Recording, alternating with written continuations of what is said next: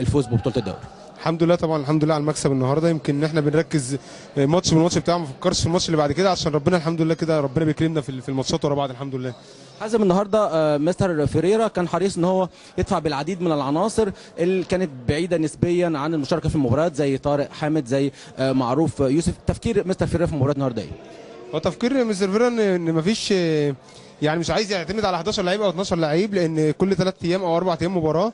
فهو في عنده سياسه تدوير، اللعيبه كلها تشارك عشان اللعيبه كلها تبقى جاهزه في اي لقاء، ان محتاج اي لعيب يبقى جاهز. فانا شايف اللعيبه عندنا كلها الحمد لله مفيش اساسي ومفيش احتياطي، يعني الحمد لله اللعيبه كلها مفيش لعيب من 25 ما لعبش.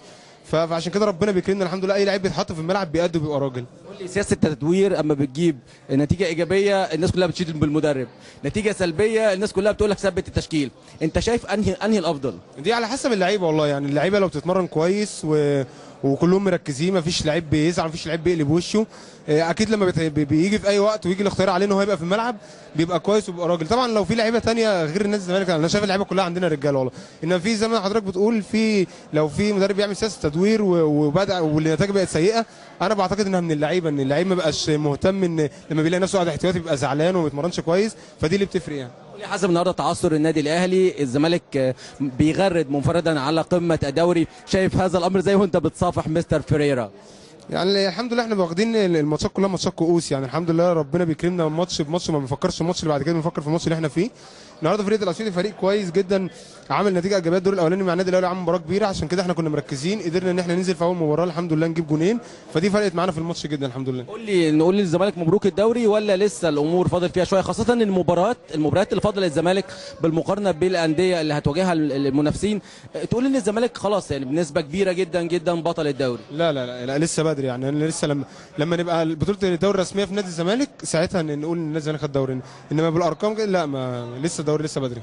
لازم بتفكروا في افريقيا ازاي، ولا عندكم مباراتين قبل مباراه سانجا، عندكم المباراه القادمه من اتحاد شرطه ثم الجونه؟ بالظبط كده، احنا بنفكر في المباراه الجايه على طول، ناخد المباراه اللي جت لما تيجي ماتش بطوله افريقيا ونبدا نفكر فيها، يعني احنا الحمد لله بنفكر المباراه بتاعت زي ما قلت لك. الزمالك السنه اللي فاتت كان قريب بشكل ما لبطوله الدوري، لكن في النهايه حسمها النادي الاهلي. الاقاويل اللي دارت مع نهايه الموسم، مين هيرحل مين هيبقى، الصفقات الجديده بتاثر على اللعيبه، ولا انتوا بتتعاملوا معاها زي الموسم ده؟ لا احنا مركزين في الملعب، يعني احنا مش باصين، احنا باصين للموسم اللي احنا فيه.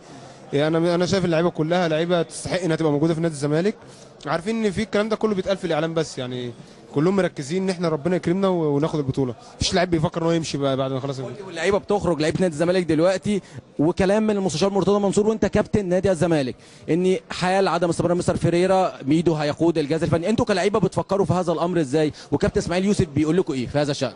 والله يعني انا بقول لحضرتك احنا بنركز في الموسم اللي احنا فيه دلوقتي، اسمين كبار جدا سواء كابتن ميدو او مستر فيريرا، بس انا بقول لحضرتك ان احنا بنفكر دلوقتي في الدوري، في الناس اللي موجوده معانا سواء لعيبه او جهاز فني، احنا بنفكر ناخد البطوله ازاي عشان نفرح بيها جمهور نادي الزمالك، ونفرح بيها الاداره، ونفرح بيها اللعيبه، واحنا كمان بقى لنا فتره كبيره وما بناخدش بطوله الدوري، فدي عندنا بطوله مهمه جدا، فنحسمها الاول وبعد كده اللي فيه الخير يقدمه ربنا. زي فيريرا وجه جاد، ما بيضحكش كتير، واضح ان هو مركز في شغله، بيفرق معاكم كلعيبه، ولا هو وجهه امام الاعلام هو نفس الوجه في التدريبات وفي الكواليس؟ ساعات وساعات، يعني ساعات بيبقى بيهزر معانا، وساعات معلش ساعات بيركز، يعني ساعات بيهرج معانا كتير، وفي الجد طبعا ما هو زي ما انت شايف كده ما بيهزر. واحنا لسه على الهواء مباشره مع الكابتن شوبير على شاشه صدى البلد، كنت قلت لي في تصريحات سابقه انك نفسك تاخد بطوله الدوري مع نادي الزمالك، وبعد كده تستاذن مستشار مرتضى منصور وتاخد تجربه الاحتراف بالتنسيق مع محمد صلاح.